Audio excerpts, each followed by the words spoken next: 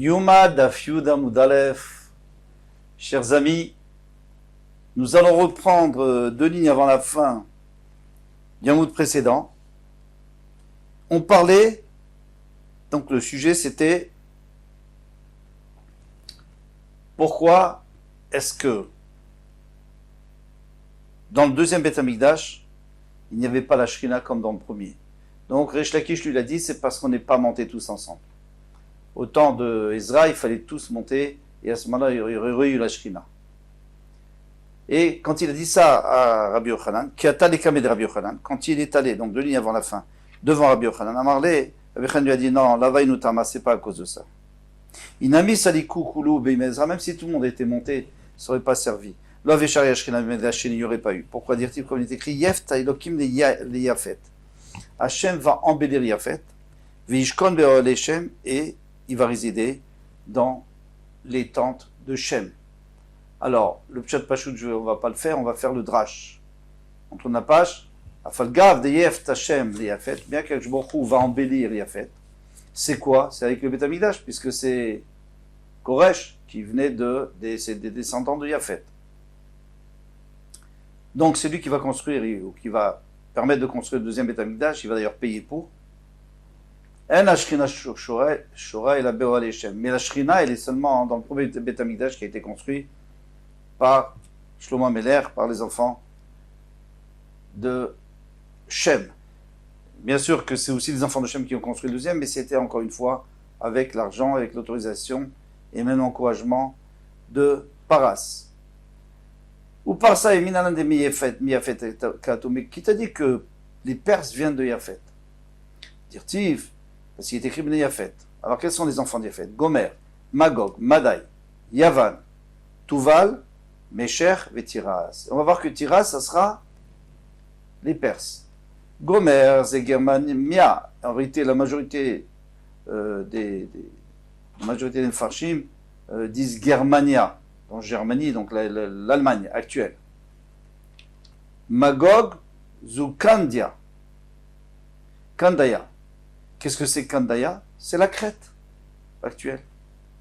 Madai, Zumagdonia, Macédoine. La Macédoine. Donc ça, c'est des choses qu'on connaît aujourd'hui. Yavan, Kemashmao, la Grèce, comme son nom l'indique. Après le reste, on ne sait pas vraiment où c'est. Tuval, Zebet ou Naiki, ça on ne sait pas. Mesher, Zousousia, Moussia, c'est Moussia. Mais Tiras, alors Tiras maintenant, qu'est-ce que c'est que Tiras? Pligeba, Rav Simae, Verabanan. Rav Simae et Rabanan, ils sont marloquettes. Vambre là, il y en a qui disent Rav Simon, Verabanan. Chadamar, Zoubet, Trakié, Traiki, c'est Traiki. Chadamar, Zoupara, c'est Paras. Alors nous, on considère que c'est Paras, la Perse, et donc la Perse vient de Magog. C'est très important pour le Beth Amikdash et aussi pour la suite. Pour le Mashiach. Taner Rav Yosef. Tirage ou Paras, Rav Yosef dit, c'est clair que c'est Paras, c'est la Perse. Maintenant, il y a 3 villes ici. Safta, Ra-Hama, dans le Nar, et Saftecha. Alors, Ra-Hama, peu importe, mais Safta et Saftecha, c'est 2 villes qui sont proches. Quand je dis 2 villes, c'est plusieurs villes, c'est un groupe de villes qui sont très proches. Alors, quelle est la différence entre les deux? Taner Rav Yosef. Rav Yosef dit Sakistan, Gavaïta. Donc les villes intérieures. Donc vous imaginez un cercle. À l'intérieur, il y a des villes. Et à l'extérieur, il y a aussi des villes. Vesakistan, Braïta. Et il y a aussi beaucoup de villes autour. Ben Khadal et Khadam et Aparsé. Entre ceux de l'extérieur et ceux de l'intérieur, vous avez votre cercle, au milieu les villes de l'intérieur, entre les villes de l'intérieur et les villes de l'extérieur, il y a 100 parsot, 100 parsot, ça veut dire 400 km. Veikafa, et le pourtour c'est 4000 km, donc 1000 parsot. Alfé parsa, parsé, 1000 parsot. Ça fait beaucoup, 4000 km de circonférence, ça fait un diamètre de 300 par Saot, c'est-à-dire environ 1200 km de diamètre. Alors, on va faire un petit calcul. À partir du moment où on sait qu'entre les villes de l'intérieur et les villes de l'extérieur, il y a 100 par Saot de chaque côté. Donc des 300 par Saot du diamètre, on va enlever 2 parsaot, il nous reste 100 parsaot. Ça veut dire que les villes elles-mêmes, l'épaisseur des villes intérieures plus extérieures inclus, c'est 100 parsaot. 100 parsaot, ça veut dire 400 km. C'est beaucoup 400 km. Donc c'était énormément de surface. Vatei Reshit Mamlarto Bavel. Maintenant, on va venir aux enfants de Ham. Et les enfants de Ham, un des enfants de Ham c'était Kenan, et son fils c'était Nimrod, qui s'est rebellé contre Hachem. Donc lui, au début, il a régné sur Bavel. Bavel c'était, pas la Babylonie, mais la ville Bavel, qui est en Babylonie. Ve'erer, Ve'arkad, pardon, Ve'kalné. Bavel qui machma, donc Bavel, tout le monde sait ce que c'est. Erer, c'est Urichut, ça ne nous aide pas beaucoup. Ve'akad, c'est Bashkar. Palné, c'est Nofernif, Ninfi. En tous les cas, dans Gomorrah, il savait ce que c'était. Minaret Saï Yatsa Ashur. Maintenant, on sait que Nimrod, il a rassemblé tout le monde en Bavel pour faire la table de Bavel, pour se rebeller, pour aller se battre contre Hachem. Kivyachon. Eh bien, il y avait un certain Ashur qui était un roi extraordinaire. Il a dit, moi, je m'en vais d'ici. Je m'en vais. Je ne veux pas participer à ça. Tané, Rav Yosef, Ashur, Zé, Silak. Donc, il a construit une ville qui s'appelle Silak. Il a construit la ville de Nidvé que tout le monde connaît avec l'histoire de Yona. Vedrechovotir, Ved Kalach. Alors, Nidvé Kemashvao, Nidvé, c'est pas peine de traduire, on sait très bien ce que c'est. Rechovotir, Zuprat de Mishan. Alors, tout ça, c'est autour de Babel, de la Babylonie, c'est-à-dire pas loin de la Perse, de l'Iran d'aujourd'hui. Et Prat de Mishan, c'était près de Babel. Ça s'appelait Mishan et c'était sur le Nahar Perat, sur le Frat. Kalar Zuprat des Boursif, c'était encore un autre pays qui était aussi sur le Frat, un peu plus loin. Vedresen, et Resen ben Ninvé ou ben Kalar. Donc Resen c'était entre Ninvé et Kalar. Et Iraq, c'est la grande ville. Alors, il te dit que c'est la grande ville, mais c'est quoi la grande ville? Resen, alors Resen, c'est Akistifon. Parce qu'on a dit que c'était entre Resen et Nidvé, qui était la grande ville. Quoi? Nidvé ou Resen?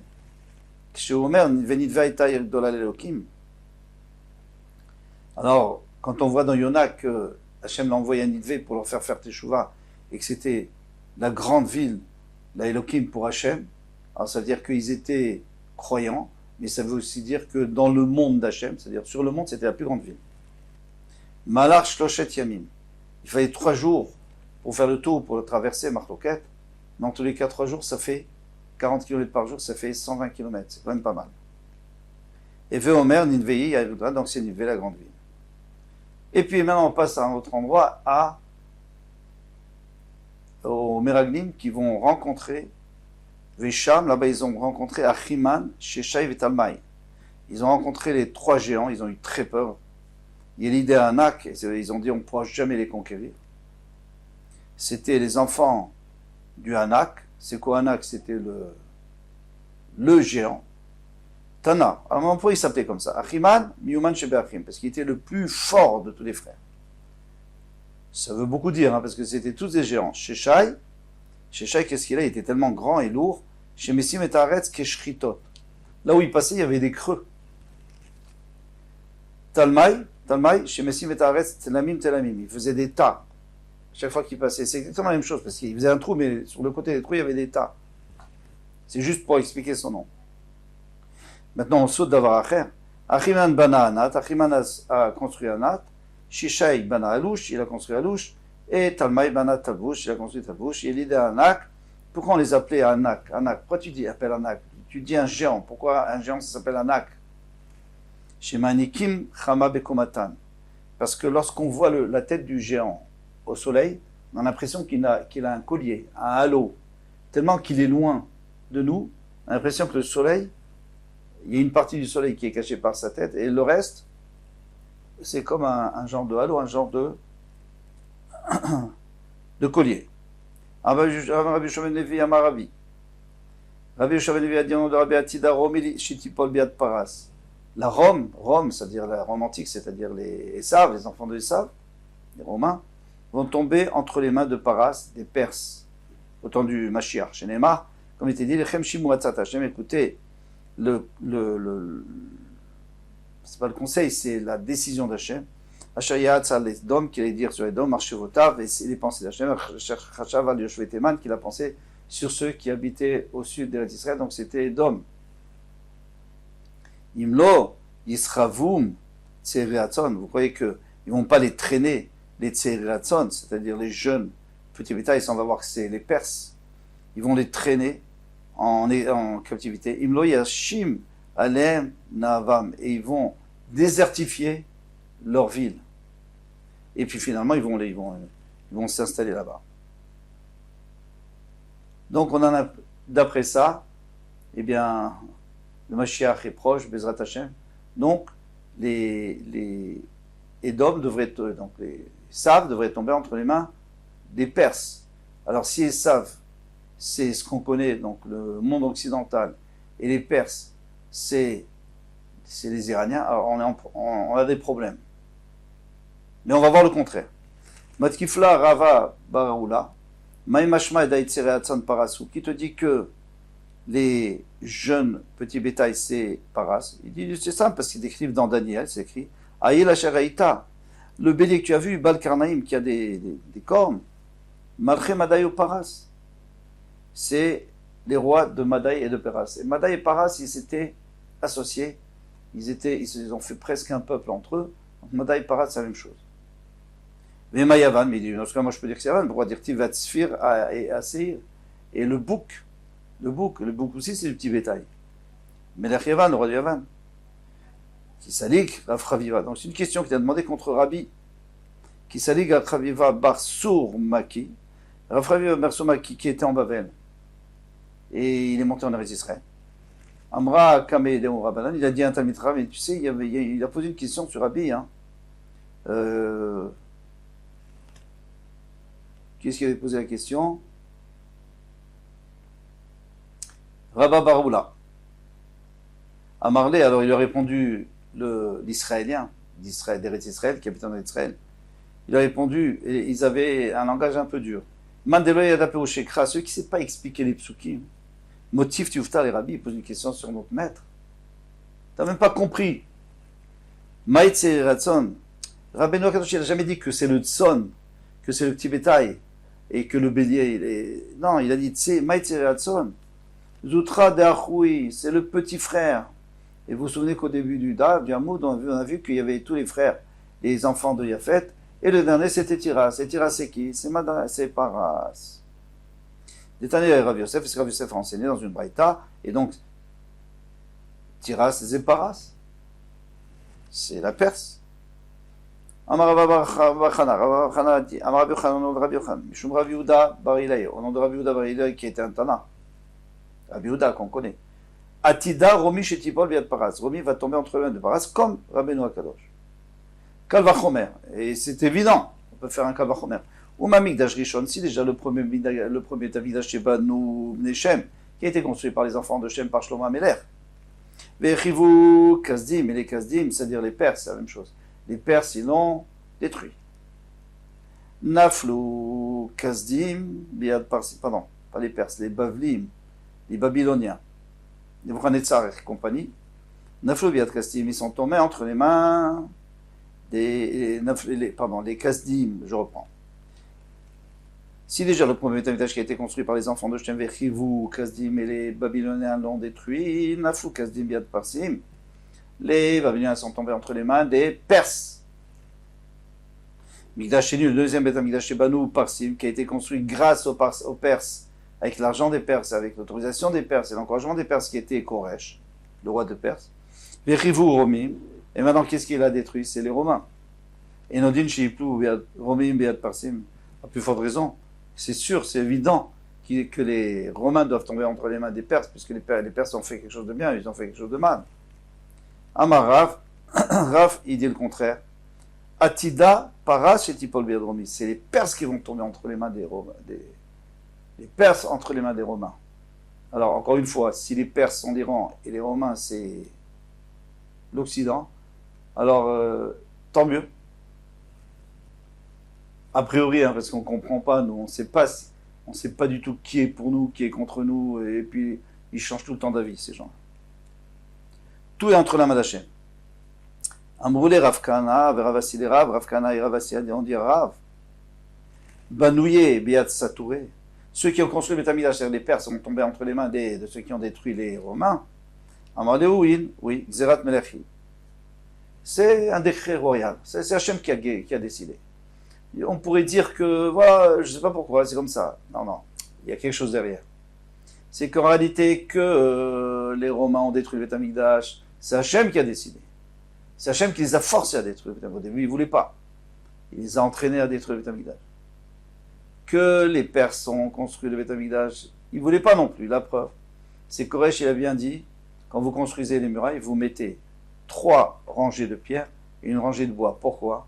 Dans son arrière-pensée, dans sa pensée, il pensait, si un jour je veux détruire le Beth Amikdash parce qu'il se rebelle contre moi, je pourrais le brûler puisqu'il y a du bois. Donc c'était pas un grand sadique. C'est Hachem qui l'a mis dans la tête qui devait le faire. Et maintenant, c'est Hachem qui va mettre dans la tête, qui a décidé que les Perses allaient tomber entre les mains des Romains. En réalité, une raison. C'est parce que Yaakov et Esav, ils se sont battus pour le monde. L'Olam Hazé, l'Olam Haba. Donc il faut donner à Esav quelque chose. Qu'est-ce qu'on va lui donner? On va lui donner la possibilité de régner sur le monde entier pendant 9 mois. Ça, on va le voir tout de suite. Ikadam Ramarle, Inhu Nami, Akasate Beknishta. Il y en a qui leur a répondu. Il a répondu, mais eux aussi détruisent des Bateknisiot. Combien de fois les Perses ils ont détruit les Bateknisiot? Donc ils ne méritent rien du tout. Tanan Amiachi, il a écrit aussi Atira. Atida, il y a une braïta qui dit Atida para c'est pas bien de Romi, que la Perse tombera entre les mains des Romis. Donc vous voyez, on a une braïta qui dit comme ça, une braïta qui dit contraire, on verra. Chada, des Satré Beknishta. D'abord, la première raison, nous dit la braïta, c'est parce qu'ils ont détruit les Bateknisiot. Et c'est une xéra du roi, comme on a expliqué avant.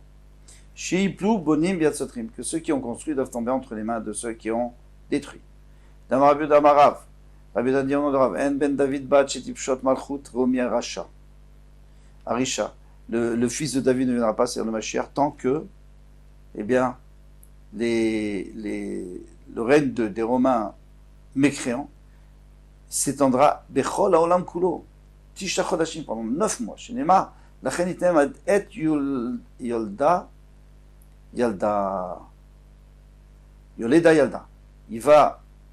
Il va donner entre les mains de Edom, de Esav, le pouvoir pendant le temps qu'une femme accouche, c'est-à-dire 9 mois.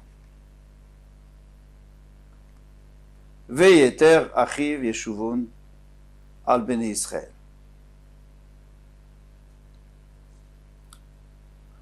Et le reste de ses frères reviendront al bnei Israël, sur les bnei Israël.